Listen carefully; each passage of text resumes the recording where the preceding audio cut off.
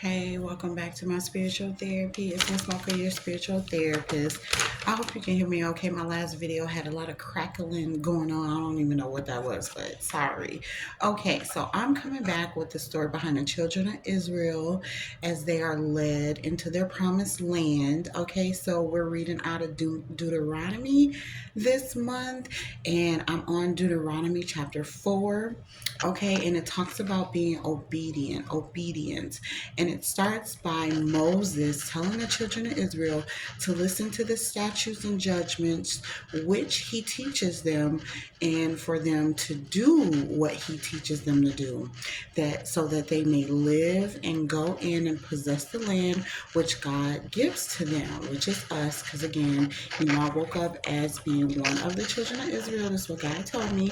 I don't know how. I'm the people in the Bible, but he told me that I am. So when I refer to them, I'm talking about us, me, and the other 144,000. Okay, so we all know that the children of Israel is the 144,000, which are the twin flames in the new day and age world here now, which are those chosen ones. Okay, so yes, and that is just Deuteronomy chapter 4, verse 1. Verse 2 says, Ye shall not add unto the word nor diminish from it, but keep God's commandment. So he's kind of going over this, starting this chapter by going over talking about being obedient to him, like we already know. Okay, then it talks about God destroying those that didn't follow him, and he kept us, which are the children of Israel, alive because we cleave unto him, we follow him. And so he says that he has taught Israel the statutes and the judgments, which is Moses has taught them the statutes and the judgments from God that God commanded him to do. So so that we're able to do them in the land that he gives us when we go possess it. So he's wanting us to know all these things so that when we get to the land that he gives us, the land that he promised us, we'll know how to act, we'll know how to serve him when we get to that promised land. So it's like preparing us, teaching us, showing us how to live, how to be when we get to that land that he's given us. Okay, and so also so that we will have wisdom and understanding in the sight of other nations, which will hear all these statutes and say, surely this is a great nation because they're wise and they're understanding people. So not only is it for us to know, to follow, to do, but it's also for us to show other nations how wise we are, how we understand God by showing them, God's way, and hoping that they'll follow suit, being an example for other nations. So that's kind of what Deuteronomy chapter 4 is talking about. Then he warns us to watch ourselves and to take heed and to not forget the things which we've seen God do. And we are the things that we've seen God do, we are to teach our sons and our sons' sons, so our children and our grandchildren, about the things that God did for us. Then he recalls the day that we stood before God when he told Moses to gather, all the Israelites so that God can, make them hear his words and to learn to fear him in all of our days that we live, and that we may teach our children. And then God declared unto them us his covenant. So basically, he declared his covenant with the children of Israel and commanded us to perform and keep his 10 commandments. And so God commanded Moses at that time to teach us all of his statutes, all of his judgments, all of his laws, again, so that we do it in the land that we will possess. Then he goes on to say, take heed and watch ourselves closely so that we don't corrupt ourselves and make idols with things or people or places, things that are not of God. Or anything, whether it be like male or female, beasts or animals on earth, birds in the air, creeping things on the ground, or fish in the water. We're not to make any idols other than God. We're to serve God only, and we're also not to be driven to worship the sun, moon, stars, even all of the hosts of heaven, and serve them, because God has, divided unto all nations under the whole heaven these things. So we're not to even serve the things that come out of heaven, only God. And so remember that God has brought Israel out of Egypt to be with him as a people of inheritance, as we are now this day. So Moses recalls how God was angry with him and told him he could not lead the Israelites into the promised land.